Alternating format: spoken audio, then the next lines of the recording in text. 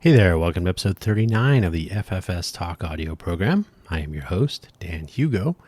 We're recording this episode at about 1 o'clock in the afternoon on August 22nd, 2024. Happy Thursday.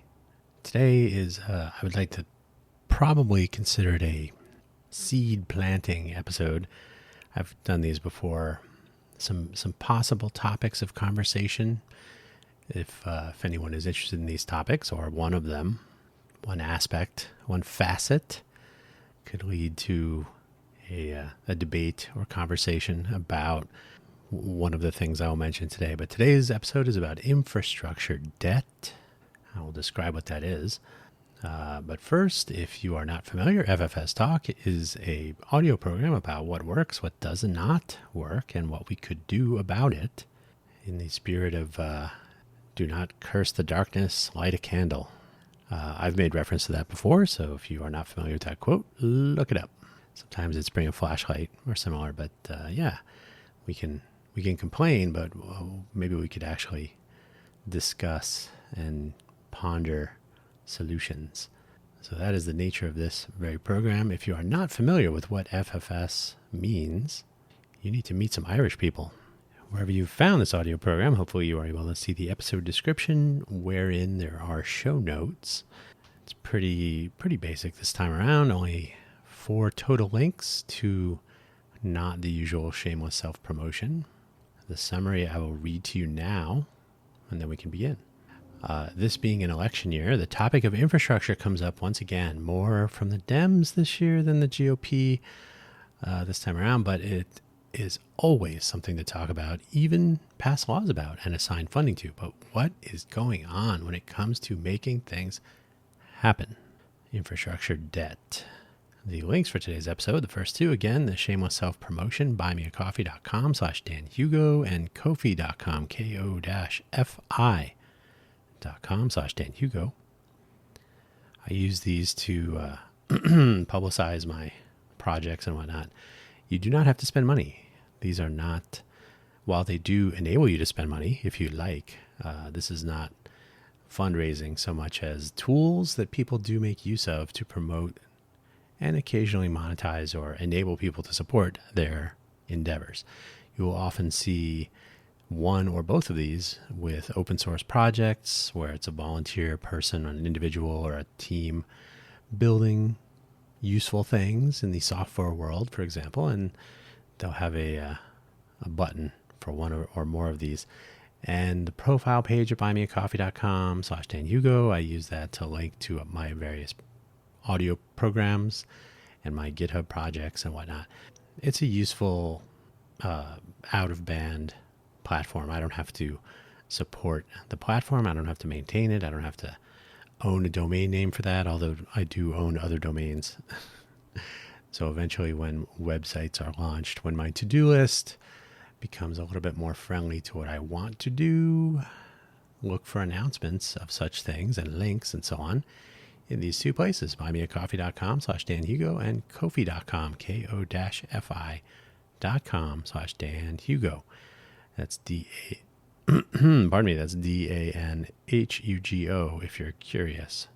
The next 2 links, infrastructure, as described in a Wikipedia article. Infrastructure sounds like it's bridges and highways and train tracks and airports, and it is, but it is also everything else. There's another link to the Merriam-Webster dictionary definition of infrastructure. The second definition is probably the most generically applicable. It is quite simply the underlying foundation or basic framework. It's the thing that you build other things upon. If your infrastructure goes away, the things that depend on it go away. So infrastructure could be anything. It could be something as simple as breathable air. It could be something as simple as potable water, a food supply, the sun, things like this. So your infrastructure, your farms, your food production, your agricultural underpinnings, infrastructure, everything. A planet that is basically in the same orbit all the time. A magnetic field that works the way you expect. the list goes on. So infrastructure is just about everything that fits together. Infrastructure is like Legos, lots of different colored and sized parts. They assemble to make something amazing. So infrastructure, like I said, that second definition on the Merriam-Webster page, probably the most applicable for the scope of today's program. Usually people discuss infrastructure in a top-down fashion, political talking points, campaign rhetoric. The infrastructure bill, 10 years of infrastructure. Yeah. So and I'm not saying that nothing happens, but I am saying that it takes a while, and often it's reactionary. The impact of infrastructure and infrastructure debt in particular is felt from the bottom up, and often the top-down rhetoric is, it can be a little bit blustery. It's a little bit sensational, whereas people from the bottom up, I don't mean like the bottom in a derogatory sense. I just mean at the other end of the spectrum, down on the ground in the real world where people function daily. Infrastructure has a more profound effect in small ways that end up being big ways later, but they don't always get the attention because they're not big, grandiose projects. Building a border wall sounds very exciting. Ooh, that's a giant project. Surely only our federal government could do that. But how about, access to clean, potable water in a neighborhood? That's certainly not to be handled by the federal government, but it's one of those things that doesn't get all the attention because it's not as sexy. We often have no idea what is included in the infrastructure. Is there one infrastructure? Maybe. I guess we are all on the same planet. So much depends on the infrastructure daily. It could be different aspects of different infrastructure as they fit together, like those Legos. We usually have no idea until it fails, and then suddenly it's the most important thing in the world. It was as important before it failed. A little drink of water there, excuse me. So infrastructure debt, what is that? This is similar to what you may have heard described as technical debt. I believe I've done at least one episode that revolved around technical debt. It's where some technology project, as it's right there in the name, technical, some technology project, product, service. It's usually just software, but it could be hardware as well. It includes decisions that take some easy path or usually financially more manageable. Like, we can't spend all that money now until the system fails. Then you spend 10 times as much to repair and replace. But until then, you don't have to spend money if you can put off fixing or improving or maintaining something. If you can put off a decision until later, that debt today will be paid by someone in the future. The payment, again, might be substantially larger than it could have been if it's recovering from failure, especially if loss of life, property damage, other long-lasting impacts from making very poor decisions up front. If you use the tire analogy, if your tires are getting bald or low pressure, maybe indication of a slow leak, if your tires are not maintained on your vehicle, you may choose to put off repairing them, put off replacing them, put their replacement off, however you want to state that. So you now have some infrastructure debt. Your infrastructure is tiny. It's the wheels on which your car rests.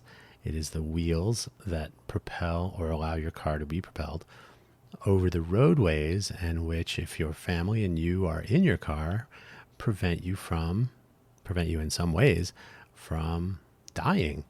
So if you put that off and you find yourself rolling over, flying through the air, unable to stop in time, and you collide with a person or a vehicle, these are where the infrastructure debt, your little tiny infrastructure, that is your transportation to and from work, school, home, etc.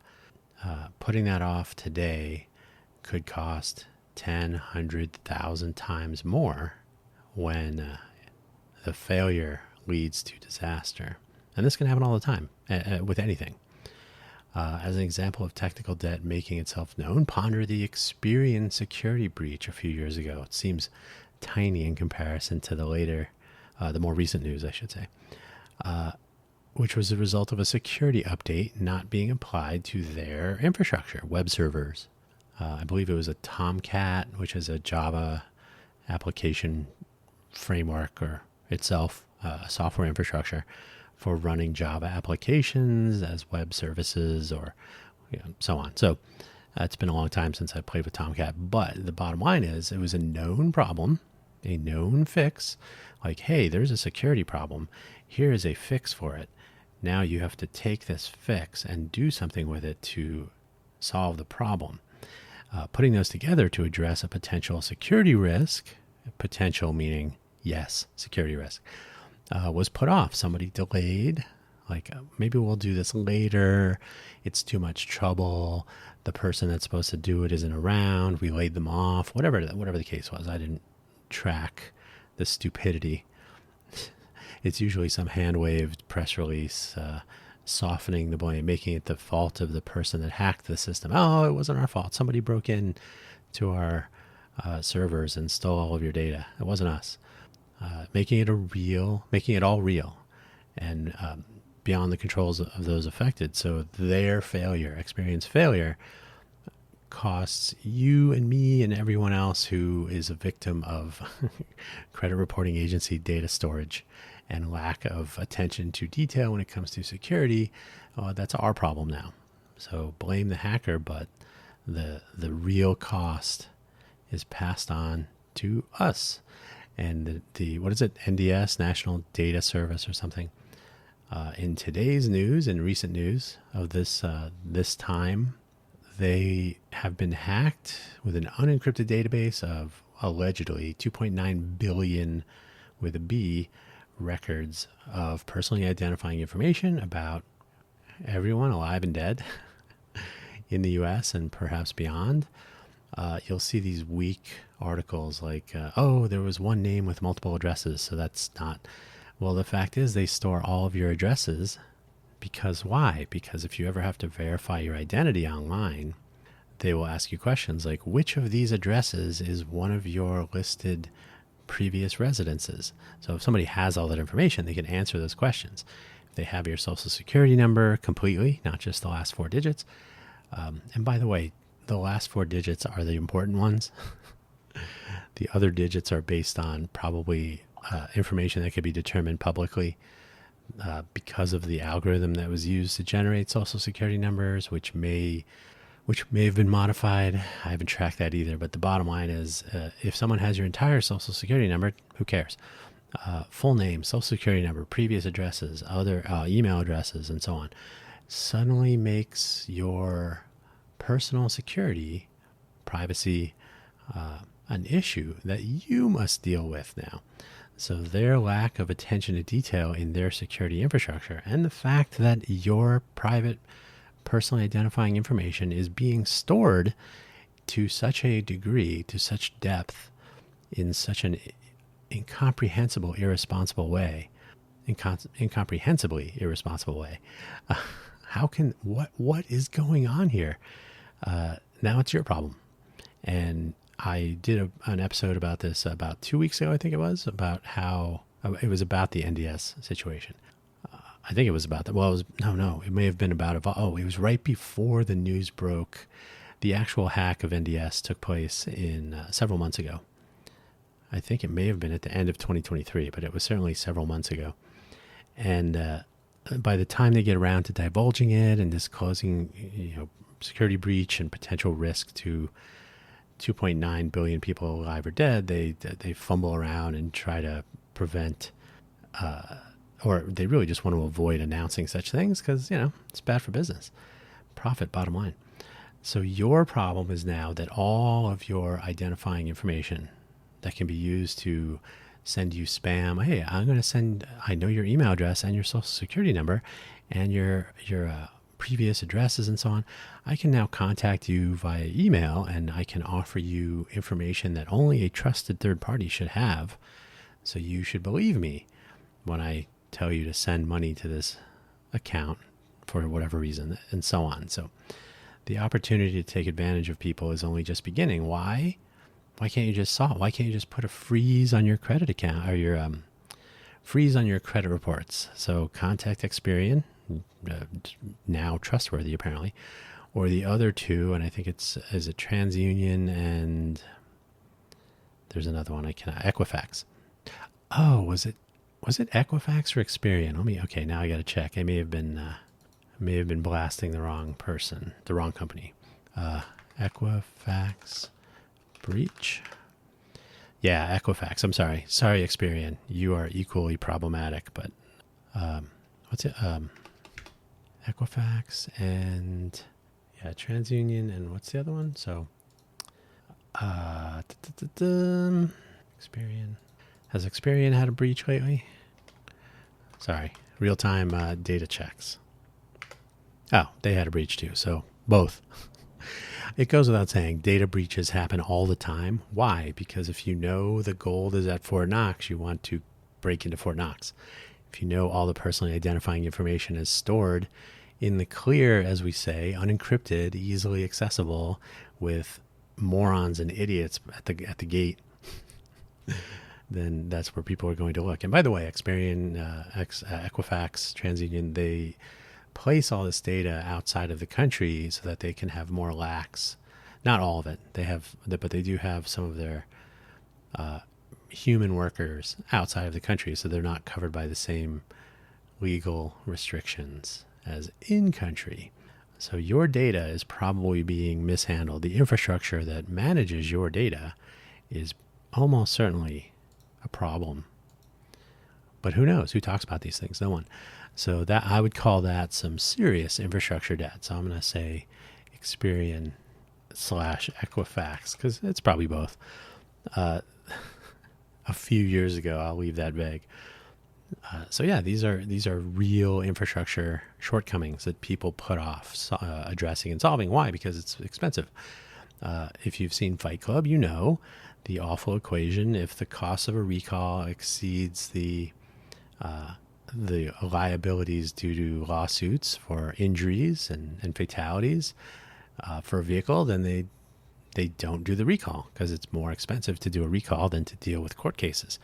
It's a fairly cynical view, unfortunately, mostly true. So this is an example of technical debt as a form of internal infrastructure debt, the Equifax or Experian security breach. Just an example of where their technical debt is realized as internal infrastructure debt. They didn't maintain a system, so they put off. So it's not. So technical debt is often work that is deferred internally, project work like development or taking a shortcut, or let's design in security. Let's do that later. That's like a proactive decision in a design process. That's normally how you would view technical debt, although that's not a hard and fast rule. But infrastructure debt, it comes about because you're not maintaining infrastructure. You have the tools, you have the information, you have the patch that you needed to apply. Now it's just a manager. It's a matter of managing your infrastructure. If you're not maintaining it, at least maintaining it, then your infrastructure is failing and you are introducing infrastructure debt to people in the future. And they don't always know about it, not until it's very apparent. So a few more examples. The case for infrastructure funding from the top is often made around bridges, highways, sea and airports, border resources like walls, maybe a national internet access upgrade via the BEAD funding program. And I did look this up because I never remember what it stands for. So it's Broadband Equity Access and Deployment. So it's federal funds to enable probably county and city, but states, federal funding flowing down to localities to implement tiered internet access. So, for example, you must first pay for people who don't have internet access to bring them online. So, running fiber, running cable, copper, whether it's twisted pair for DSL, digital subscriber line, or whether it's coaxial cable for cable, traditional cable. Or fiber. And if you want to spend the money on the future, then you run fiber out to everywhere and, problem solved forever, or at least a long time. I know here in Southern Nevada, BEAD funding is being used to bring more fiber to more places, fiber optic cable. So extremely high bandwidth, it's somewhat fragile. Less copper to steel. I guess that's something. So yeah, BEAD programs to expand the reach of networks, digital access to digital content, investment in rail transport, and the list goes on. Let us not forget the world still runs on COBOL. Why is that? Because it takes money, and there is some risk involved with rewriting legacy software. Why? Because very few people know COBOL anymore. So very few people can look at the code and figure out what it's doing, translate it into a modern programming language, or even better, translate it into something that can be translated into a modern programming language. So make sure all the algorithms, make sure all the coding logic are completely documented in such a way as if in the future we need to go with, it looks like Rust is not all it's cracked up to be. Time to switch back to C++ or whatever, right? If you commit to something that ends up being the wrong decision, you've now introduced a metric ton of technical debt. And if you are doing this in a critical system, and we've already seen time and time again that old systems that manage things like, it used to be the IRS, doing anything at the IRS required the use of 8-inch floppy disks and terminals that are probably just hanging on for bare life, and a system that was a mystery box. The payment of whatever welfare-like program was in effect in Florida, for example, during the pandemic lockdown period, came to a halt. It was either unemployment benefits or welfare or some financial support, which was obviously important during that time around the country. There were various stories similar to this, but they made headlines because their COBOL system was not keeping up, and it's so old that nobody knows how it works anymore. So if your infrastructure relies on mysteries, like everybody knows how a train works. Not everybody knows how to keep them on the tracks. There are derailments all the time that never really get the coverage unless there's a chemical spill or whatnot. But keeping trains on tracks seems like something that could be a focus if we're still maintaining and building out rail infrastructure. The list goes on. These are things that we all rely on, depend on. We don't always know to what degree, but it is always something to think about. We could also include space, the outer kind, the kind up above us, something like 200. Is it? I can't remember what the dividing line is. What is that called? I'm gonna look that up. There is an actual name. The name of the altitude at which space begins. The Kármán line, yes, Karman. The A's have grave accents, I think. Its boundary, it's 62 miles, 100 kilometers above the mean sea level that borders Earth's atmosphere in the beginning of space. So where the exosphere begins.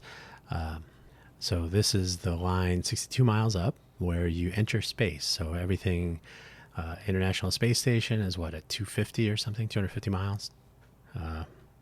ISS altitude, 254 miles. That was close. So way out there in space, not only can no one hear you scream, especially if you just watched Alien Romulus and were disappointed, but there are all sorts of possibilities now that space travel has become commercialized, getting vehicles into orbit, not so tricky. Certainly superpowers on the globe are capable of launching things. And if there's nefarious intent, there are now scenarios where they used to be called hunter-killer satellites. Right? You could send up a spacecraft, it could be in orbit, and it could start shooting particle weapons. It could shoot metal objects. It could collide with GPS satellites, communication satellites, and so on. So if you're going to pick one or two things that came out of the 45th presidential term, the Space Force, for all of its humor, it's probably not a bad idea. Specific focus. The Air Force usually was doing some of that. United States Air Force, that one. So the Space Force focusing on what could be infrastructure placed at risk. So suddenly a lot of infrastructure debt when you have no defenses in mind. Are there enough backup systems? Is there a redundant GPS system? GPS was in fact developed to be used by the military, U.S. military, to guide cruise missiles to their targets. And so there was, for the longest time, there was an error introduced into civilian use of GPS, so it couldn't be so precise. And that was undone over the years. So now everybody who's ever trying to figure out where they're going, even in a place where they've lived for a decade, I've seen it happen. I must use Google Maps to get from here to there. But there, you can see there from here, right? There it is. Got to type it into GPS. So GPS has become a fundamental necessity, and it is always at risk, always, thanks to the nature of geopolitics in space. Not to mention the fact that astronauts are now stuck in space. Two, in fact, flew up on a Boeing aircraft, and that's always the beginning or end of a horrible story. The lack of compatibility between spacesuits, reminiscent of the Apollo 13 scene, if you've seen the movie or in real life, where the command module, the Apollo command module, and the lunar excursion module, LEM, this is memory, but I'm a fan. I'm a fan of the space program. They used incompatible oxygen scrubbing equipment. Oxygen scrubbing lithium hydroxide is used to pull some of the CO2, carbon dioxide, out of the air so that the remaining oxygen can be used, so you don't end up with a unsafe partial pressure of carbon dioxide within a closed space. So you're literally scrubbing the CO2, the carbon dioxide, from the local artificial atmosphere. So during the Apollo 13 crisis, they discovered that, and this one I don't remember exactly, but the command module used round and the lunar excursion module used square filter containment. So the lithium hydroxide cartridge was round in one and square in the other. So they didn't fit. Round peg, square hole, that whole thing. So they had to make that work. So here you have, why was this? Because multiple contractors not ever pondering the possibility that they might need to exchange parts. So if you design a spacesuit with the presumption that you will never ever have to collaborate with a competitor, that's one of the problems. In the space travel business, we are not in the era of Star Trek. We do not have complete autonomy when it comes to moving through space. So the fact that two companies did not agree on a standard spacesuit just in case, not to mention the fact that when people go into space, there is never a backup plan. There is never a recovery. When the Columbia, the foam from the external fuel tank was shown to have hit the front, the leading edge of, I believe it was the right wing surface, the leading edge of that. So it placed the craft at risk. Obviously, there was a tragic catastrophic failure as a result of this, but they knew about it before the spacecraft re-entered Earth's atmosphere to land. There's just nothing you can do about it. There's no way to recover. If it takes 8 months or something to get 2 astronauts off of an International Space Station, it wasn't like a surprise that they got there. Hey, guess who's here? Knock on the hatch. So this was a plan to go there, but there was no plan to bring them back, just in case. And this is always a problem. So this is space infrastructure. This is very expensive, very high risk, and there is still, probably because of cost, well, having another spare spacecraft is very expensive. Until you need it, then suddenly it would have been pretty cheap. Obviously, the use of immutable account numbers, as I've already touched on, designed like 80 years ago. More was it? It was it was in the 30s, right? Social Security Administration, and the invention of the Social Security number, your Social Security account number, which would attach you to the social safety net to protect people retiring. Seemed like a great idea at the time, not really, but the Who would have thought that a number assigned by the federal government to each citizen of the United States would be used as a universal identifier to connect other personally identifying information to that person? Like, ooh, a government ID. Why would I ever want to use anything? And it'll always be the same between, so I can connect your financial data to your address, to your email, to your, obviously they didn't think about that many years ago, but over time, the Social Security number has become something it was most definitely not intended to be. And if, in this case with NDS, 100% of those account numbers are now compromised. I visited the Social Security Administration website and did find in writing their policy. Changing a social security number for a individual person is extremely rare, very unlikely to occur. There would have to be a profound danger to the life of the person involved before they would even consider it.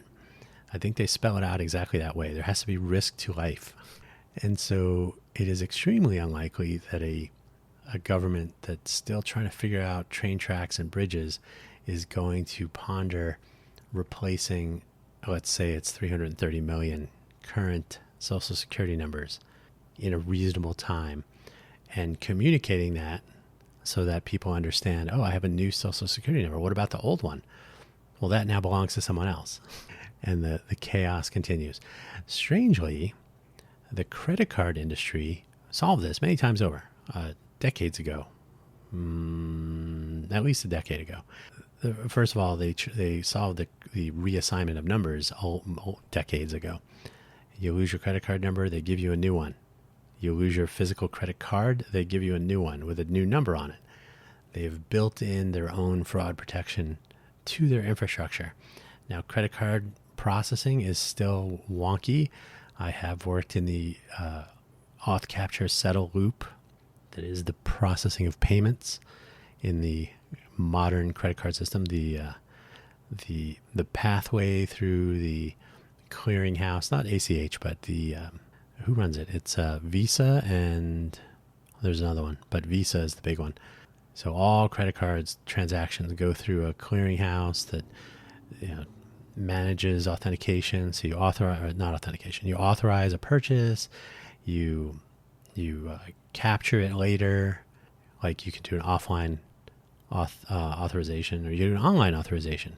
You capture the payment if there's a tip amount, etc. So you capture it after it's authorized. You capture the actual amount of the purchase, and then later you settle, which is where the banks all agree and the money is moved around and so on. So auth capture settle. It's a little bit wonky. The protocol on the wire is a little weird, but it does work. But the take home is that even back in the day when you'd have a $50 liability maximum if somebody stole your credit card number, that went away. So now the credit card company basically cushions the end user from breaches. And by the way, rarely is one credit card number stolen. If you lose your card, that's a problem.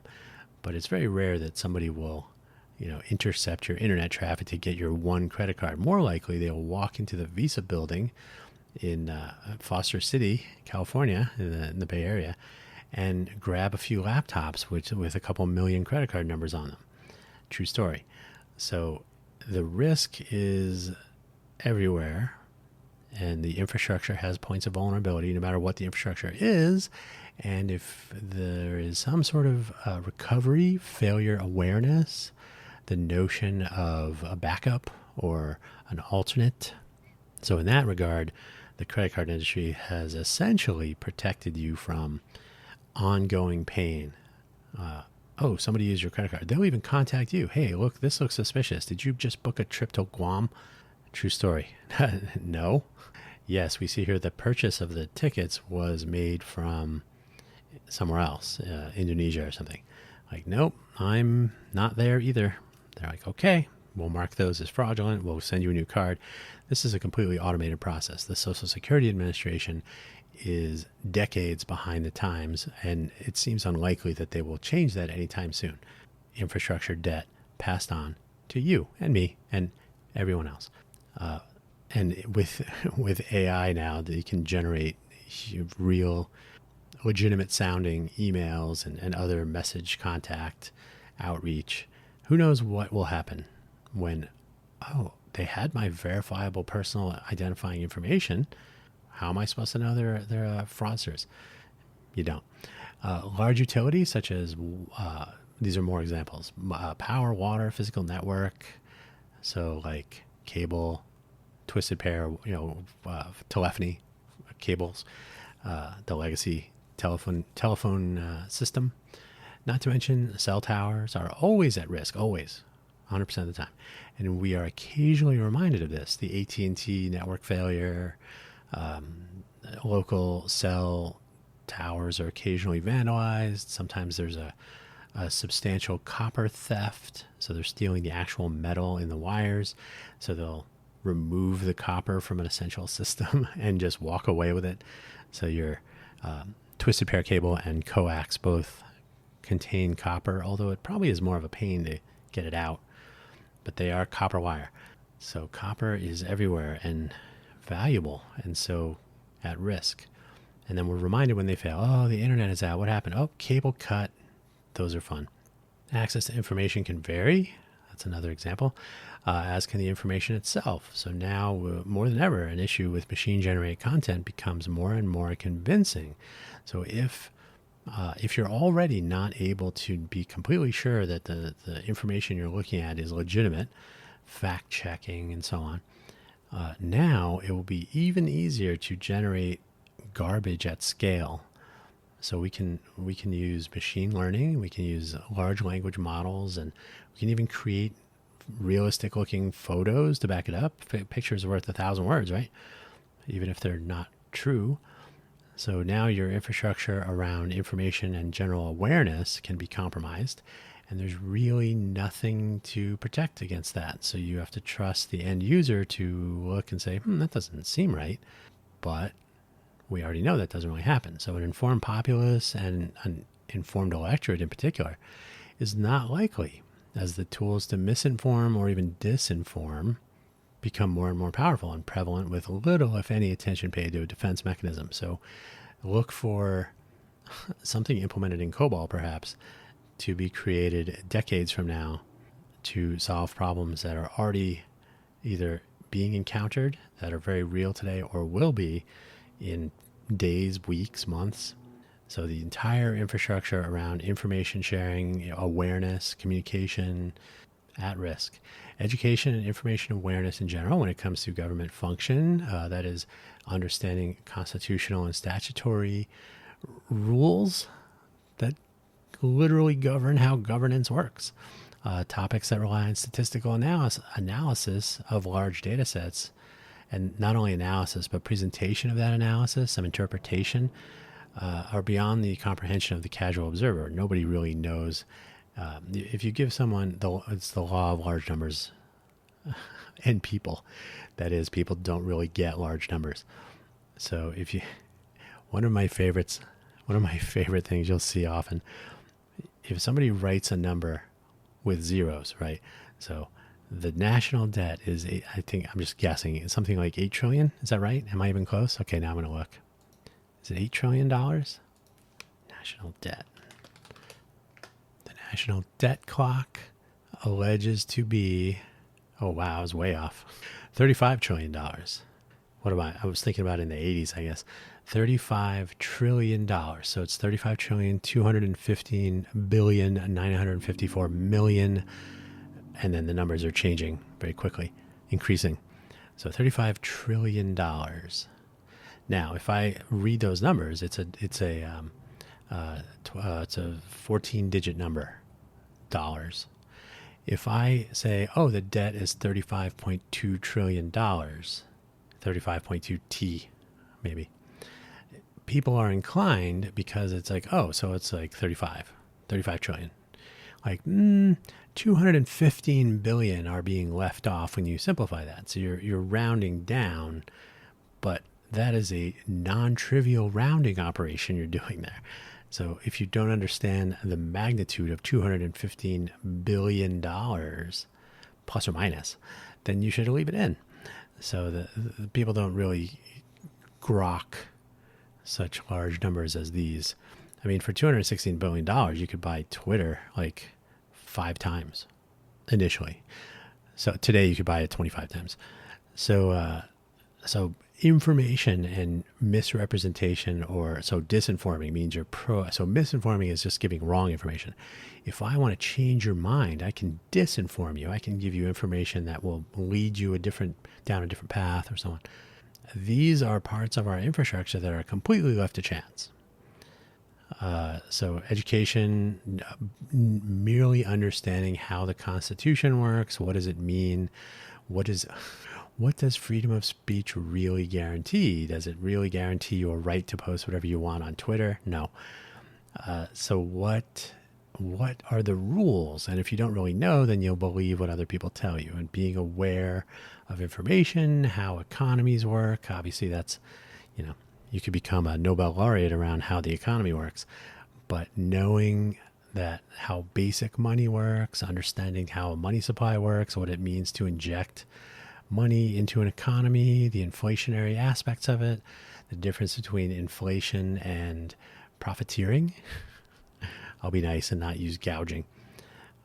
It's very easy to blame inflation on a political figure when it could just be everyday greed, which is probably the case with the grocery industry.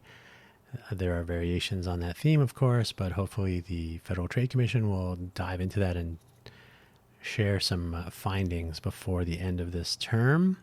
I'm kind of a Lena Khan fan. She's doing some cool stuff. Not everybody agrees with the regulation side of that. It makes it hard to do business, but she does seem to be pulling back the layers of the onion, which is interesting. So if there's an agenda, misstatements of fact can be quite effective at changing minds, possibly in the interest of a minority who is only looking to make more money. So misunderstanding the nature of facts and how they fit together, and the presentation of an interpretation of statistical analysis and so on, can only increase these infrastructure debts, because you are able to convince people that we should not spend money on a new social security system. We should be spending it on building a wall or whatever, right? So what can we possibly do? First of all, the impossible. Expect more, put up with fewer excuses, understand the use of public money for infrastructure, not only maintenance, but of continued development, making things better. So make sure they work and then make them better. Modernization. Transparency is the beginning. Now, so by the way, expecting more, that's right out the window. So the rest of my conclusion here is almost worthless.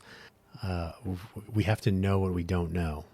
And I could insert one of my favorite quotes, one of the few things that were good, I suppose, about Rumsfeld. I can't remember his first name. What is it? Donald Rumsfeld, another Donald. Known knowns, unknown knowns, all that.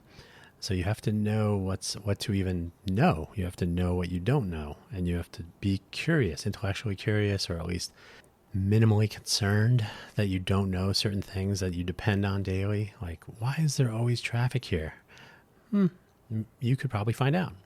But oftentimes people just I got better things to worry about than the one thing that causes me stress every morning or every evening or whatever, right? The truth is out there. Transparency is the beginning, with real data available and real analysis provided in a trustworthy way, so that conclusions are valid or can be validated. If somebody tells you something that sounds legitimate, but it turns out it's like Jordan Peterson and Joe Rogan, maybe check those sources. This is nearly impossible in the highly politicized climate in which we function today, but it's still essential. And theoretically, the government, whether you trust it or not, has an entire open data program. So some pieces of data are made available. They're just not made available in an easy to use way, but that could change over time. The fact that so much open data is available should ideally make AI training on these data and use of that data in useful ways as a result of that a possibility.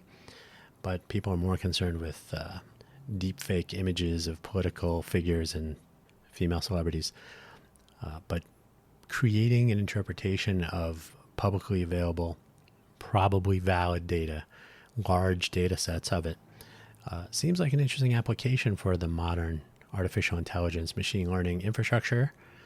But that is debt that is moving into the future because it's difficult to monetize. We need to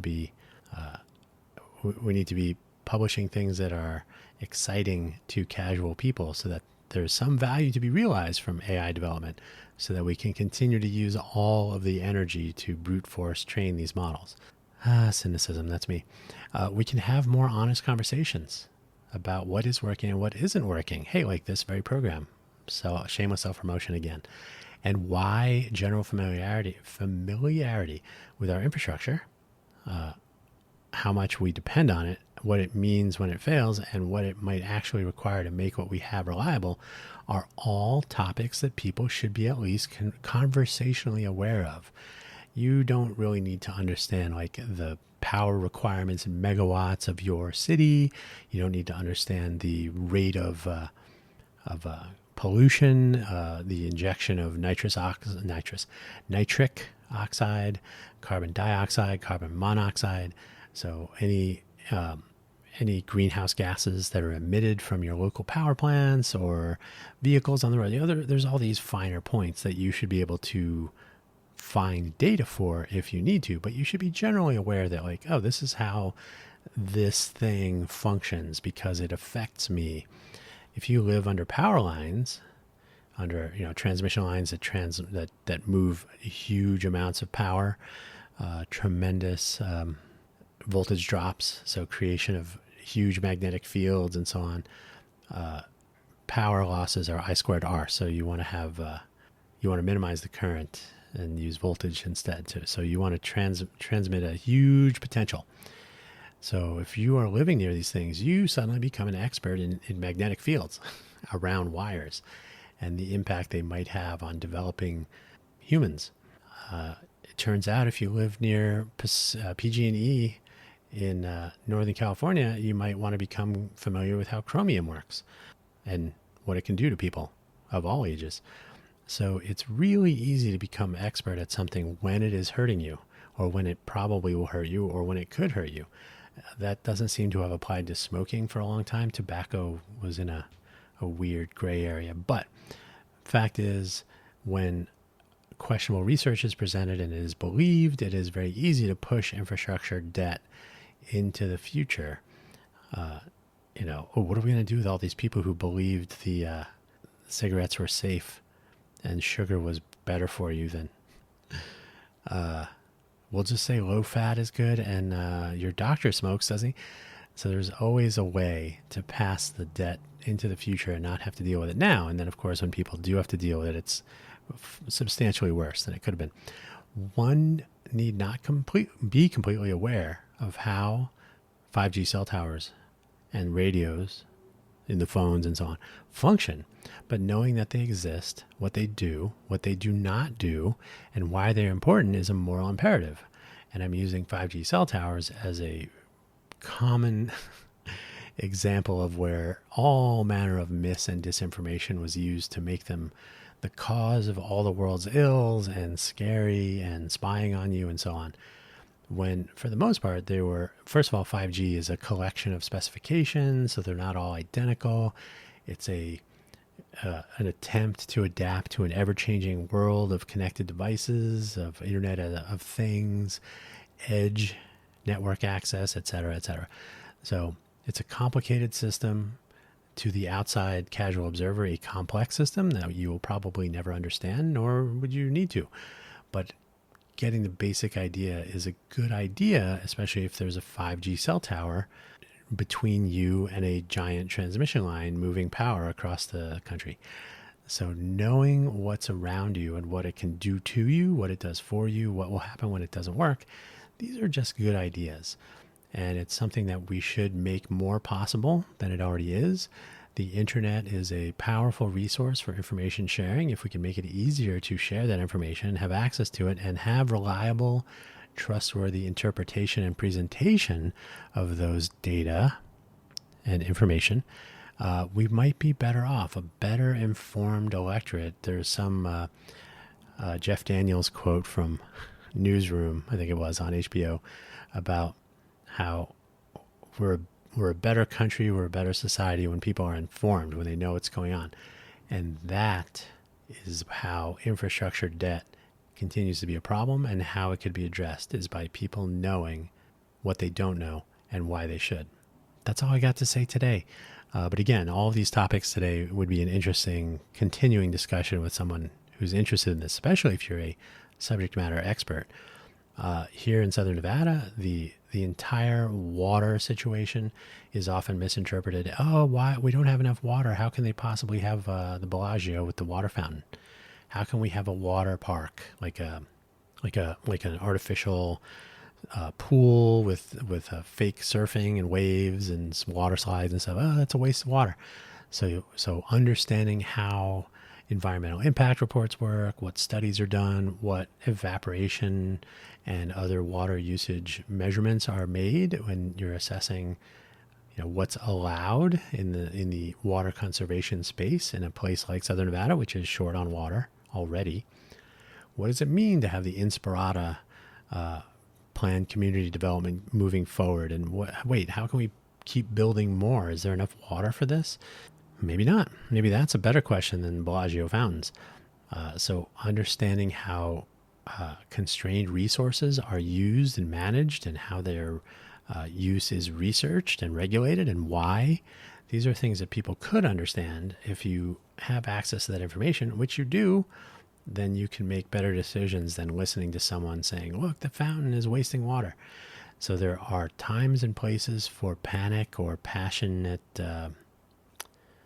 protests and so on. But often the beginning of that should really be collection and analysis and presentation of useful data, real information derived from it, and a case to be made based on it. If you don't do these things, and you could do this as well with, and you can do this as well with electricity, with internet access, with travel, access to roadways, gasoline prices, et cetera, et cetera, et cetera. I will end with something to think about.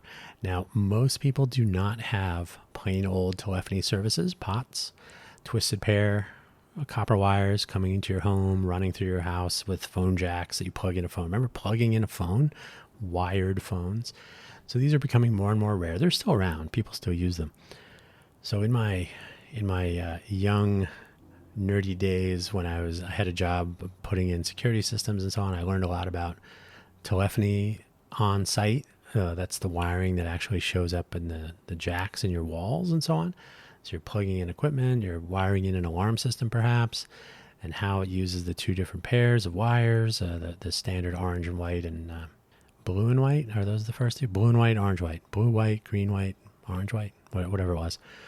So knowing what pairs of what are expected and what they do and why real professional phone company linemen would always leave an extra 2 feet of wire coiled up neatly at the junction box. What is a punch down tool? So all those things were very interesting to me. Well, it turns out this was 20 years ago. More than 30 years ago. 35 years ago maybe.